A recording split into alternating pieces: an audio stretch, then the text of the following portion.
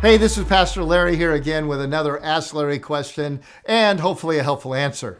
This one comes from Brent, and the question is, how does the relationship between a pastor, a staff, and a board change as the church grows, and how do the roles change?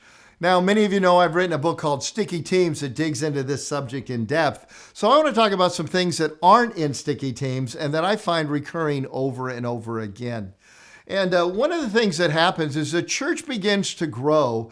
The wisdom of the people on your board might and usually will actually increase, but their presence decreases. And therein lies a very significant problem that is often overlooked. You see, the wisdom of Solomon with an inaccurate assumption will lead to a fool's decision. And I look at our board here at North Coast Church. Our church is so large with so many campuses and so many services. There is no way that any of our lay leaders could get their hands all the way around it.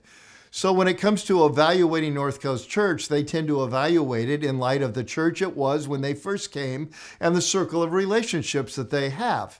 Well, that really began to happen the moment we went to multiple services. And by the time we were 2 or 3, 4 services, and maybe a couple, 2 or 3 sites, it was all the bigger problem.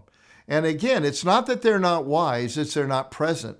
It would be like me dropping into your church or a department at your church and saying, this is what you ought to do, when I have no understanding of what you are actually doing, what the fruit is, and who the people are.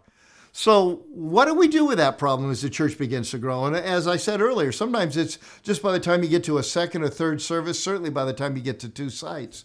Well, you need to switch the role of the board, because here is what you will always need. You will always need wisdom, and you will always need accountability. But here's something you won't need: supervision. And there's a very important distinction. You see, wisdom is asking advice, what do you think I ought to do, from people who might not be present, but still have spiritual insight, still have life wisdom, and therefore some great information that you wouldn't have. And so to this day, we ask our board for wisdom, and they speak into situations, but that's very different than directing every situation. They trust us as a staff to lead the church. We turn to them as a staff to give us wisdom. Therefore, they don't get all upset if once in a while we don't listen to wisdom, but any good leader generally listens to wisdom, if you catch that pattern of how the two work together. But along with wisdom, as a board grows, what you also need and will always need is accountability. But here's the key: accountability is not supervision. Accountability is having the guts to step in and deal with a hard issue, to do the right things, to not let sin be covered up or pushed aside, to not let bad decisions be repeated over and over. And whether you're present or not, a wise and a godly person can have the wisdom to speak accountability into any situation. And our board speaks accountability into our staff. But frankly, here's what we don't need, and where things go wrong: the confusion of accountability and supervision.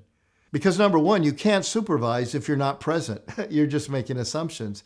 And second of all, supervision is about finding fault so that people can get better. Let's be honest how it works in your life. If you've ever been in a supervisory role, you have an annual review, a quarterly review, a weekly meeting. What do? You give some encouragement, and if you've got your supervision hat on, you're always finding a way for them to get better. Always trying to say, well, that was really good, but... Accountability speaks truth. Supervision keeps pushing and pushing and pushing.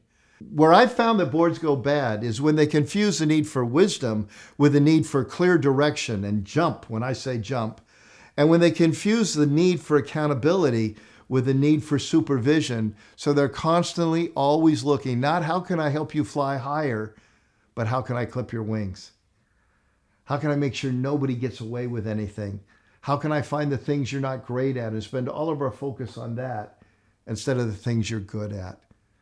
Because let's be honest, no leader or leadership team is ever perfect. No leader or leadership team is ever fully in balance. What the board needs to do is make sure you don't get so far out of balance you fall over. Wisdom and accountability.